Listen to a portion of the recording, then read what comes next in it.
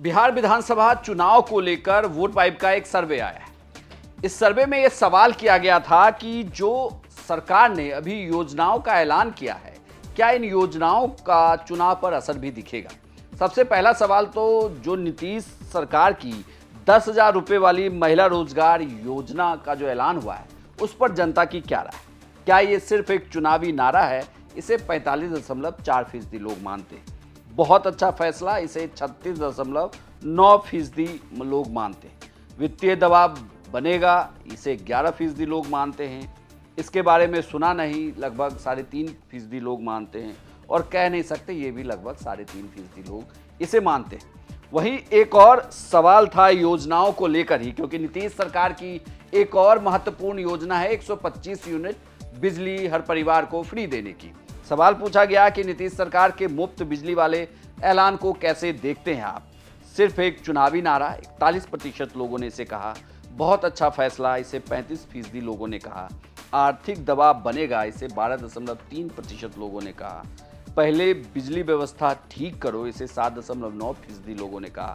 और कह नहीं सकते, इसे 3.8% लोगों ने कहा। दो योजनाओं को लेकर सवाल, और दोनों योजनाओं के लेकर जो सवाल के जवाब आए, उसमें ज़्यादातर लोग इन योजनाओं से प्रभावित नहीं दिखते। एक और सवाल इस वोट वाइब के सर्वे में किया गया, जिसमें यह सवाल पूछा गया कि बिहार में एनडीए की सरकार को लेकर कैसी लहर है। मजबूत सत्ता विरोधी लहर, 48% लोग इसे मानते हैं। 27.1% लोग मानते हैं कि मजबूत सत्ता समर्थक लहर है। 20.6% लोग कहते हैं कि न्यूट्रल है। और 4.3% लोग कहते हैं कि कह नहीं सकते। यानी कि आप मजबूत सत्ता समर्थक लहर और न्यूट्रल लहर को अगर जोड़ते हैं तो ये लगभग 47% होता है, लेकिन वहीं विरोध वाली लहर 48% है। इन योजनाओं के क्या मायने हैं, ये वोट वाइब के को फाउंडर अमिताभ तिवारी ने समझाया। जरूरत है सर कि वोट शेयर तो एनडीए का 36% ही है जी, यानी 64% लोग एनडीए के खिलाफ वोट कर रहे हैं, लेकिन वो जा रहा है महागठबंधन, जनसुराज और अदर पार्टीज में। तो जो 64% लोग ऑपोजिशन वोटर्स हैं, ग्रैंड ऑपोजिशन वोटर्स हैं, अगर उनसे हम ये सवाल पूछ रहे हैं कि भाई 125 यूनिट अगर आपको फ्री बिजली मिली है, उसका इम्पैक्ट है क्या, उसमें से मेजॉरिटी लोग कह रहे हैं नहीं। अगर हम उनसे ऐसे सवाल पूछ रहे हैं कि पीएम की माताजी को जो गाली दिया वो मुद्दा है क्या, वो कह रहे हैं नहीं। तो आज बिहार इतना पॉलिटिकली डिवाइडेड है, ये दो धड़ों में, एनडीए, महागठबंधन और एक तीसरा धड़ा है छोटा, जनसुराज, कि आप जो भी सवाल पूछते हैं उसका उत्तर लोग अपने अपने पॉलिटिकल अफिलिएशन के हिसाब से दे रहे हैं। ठीक है सर। तो 35-36% लेकिन जो कोर एनडीए का वोटर है आज भी, वो इन स्कीम्स को अच्छा कह रहा है। वो प्रधानमंत्री की माताजी को जो गाली दिया गया है, वो कह रहा है कि हाँ, यह मुद्दा हो सकता है। तो उतना ही एनफ है चुनाव जीतने के लिए ना, क्योंकि first pass the post system है जी। पिछली बार भी 37% में ही एनडीए की सरकार बन गई थी, 63% लोग तो अपोज कर रहे थे। So first pass the post में 35-40% अगर सपोर्ट है तो ठीक है। एक बात ये भी तो है ना कि ये एनडीए ने अगर ये घोषणा की है तो उसको ये उम्मीद है कि जो आप बाकी 64% लोग हैं उनमें से कुछ लोग इधर आएंगे। करेक्ट, लेकिन वो आते हुए दिख नहीं रहे। करेक्ट, क्योंकि अभी 1 महीने का बिल, मैं जब था वहाँ पे, मैं भी 2000 किलोमीटर लगभग 10 दिन बिहार में बिताया। 1 महीने का बिल अभी आया है सितंबर के फर्स्ट वीक में, जिसमें 700 से 800 रुपए लगभग हर फैमिली का बच रहा है। That is number 1। दूसरा, जो 10,000 रुपए का अनाउंसमेंट है वो अभी तक ट्रांसफर नहीं हुआ है। पब्लिक अवेट कर रही है उसके ट्रांसफर का, अभी फॉर्म्स बट रहे हैं और ये सब बातें।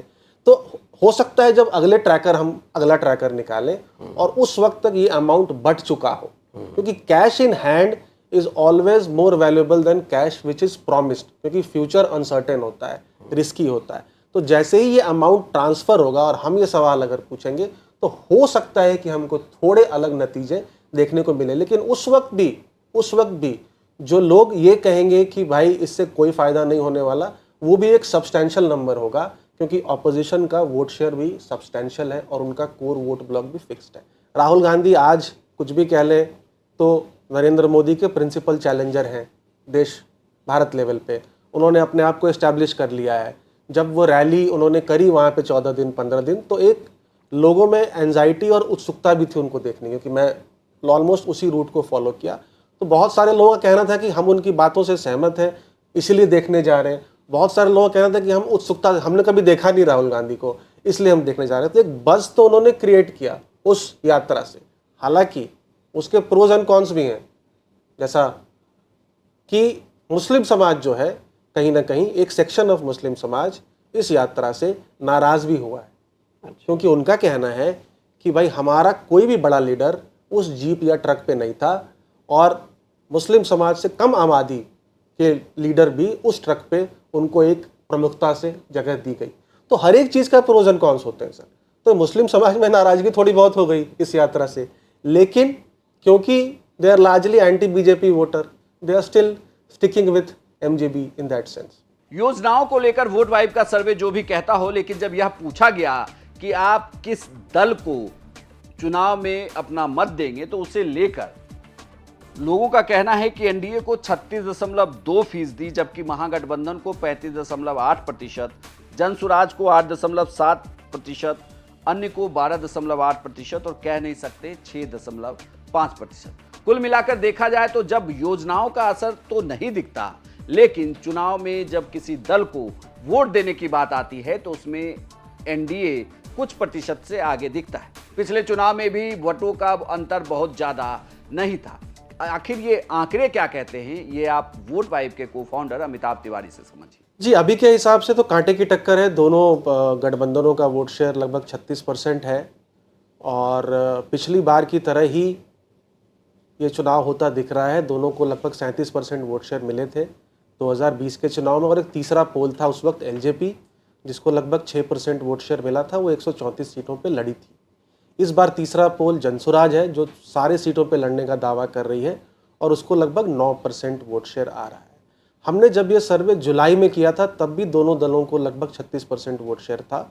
उसमें मार्जिनल एज हालांकि उस समय पे महागठबंधन को था, और 10% वोट शेयर लगभग हमको जनसुराज को देखने को मिला था उस वक्त, जो अभी मार्जिनली ड्रॉप हुआ है। मैं कहूँगा 1% लगभग गिरा है, जो 9% पर पे आके पहुँचा है। तो पिछले 1.5 महीने में हुआ क्या है? पिछले 1.5 महीने में एक तो एसआईआर की बहुत जोर रही, विपक्ष ने एसआईआर का मुद्दा बहुत उठाया, और एक वोटर अधिकार यात्रा हुआ है। लेकिन सरकार की तरफ से पिछले 1.5 महीने में बहुत सारे स्कीम्स की अनाउंसमेंट्स हुई। 125 यूनिट फ्री बिजली, जो कि ऑलरेडी 1 महीने का बिल लोगों को आ चुका है, जिसमें 700-800 रुपये लगभग हर फैमिली को बचत हो रही है। उसमें 10,000 रुपये का महिलाओं को लिए एक रोज़गार योजना की घोषणा हुई है। हालांकि अभी वो अमाउंट ट्रांसफ़र नहीं हुआ है, पेंशन्स में इंक्रीज़ हुआ है। तो बहुत सारी घोषणाएं हुई हैं। तो इसकी वजह से क्या हुआ, अगर आप level of anti incumbency and pro incumbency देखेंगे तो लगभग बराबर है। 48% लोग कह रहे हैं कि 48% लोग कह रहे हैं कि स्ट्रॉन्ग एंटी इनकम्बेंसी है जी।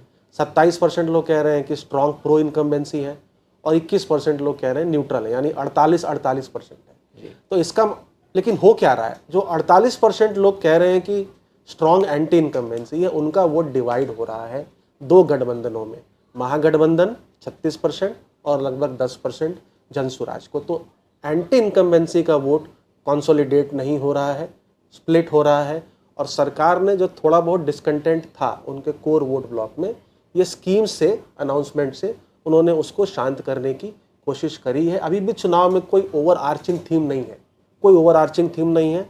आप कह सकते हैं मुद्दा विहीन चुनाव ही आपको दिख रहा है ये। तो कैंडिडेट सिलेक्शन, हाइपर लोकल चुनाव हो जाएगा। कैंडिडेट सिलेक्शन कौन सा गठबंधन करता है और किसका उम्मीदवार मजबूत होता है, कास्ट अरिथमेटिक हर सीट पे कैसे बैठता है, उसके हिसाब से चुनाव होता हुआ दिख रहा है। बिहार चुनाव को लेकर बिहार तक आपको लगातार अलग अलग सर्वे दिखा रहा है, साथ ही यह भी बता रहा है कि ये सर्वे कैसे हो रहा है, और इस सर्वे का इस चुनाव के मौजूदा परिस्थिति में जिस तरीके से अगर सरकार योजनाओं का ऐलान करती है या मतदाता किसी दल को वोट देने के बारे में सोचते हैं, तो इसे लेकर क्या आम जनता की राय है। आपको क्या लगता है इस खबर पर, आप हमें कमेंट बॉक्स में लिखकर जरूर बताएं, और बिहार की तमाम खबरों के लिए आप देखते रहिए सिर्फ बिहार तक।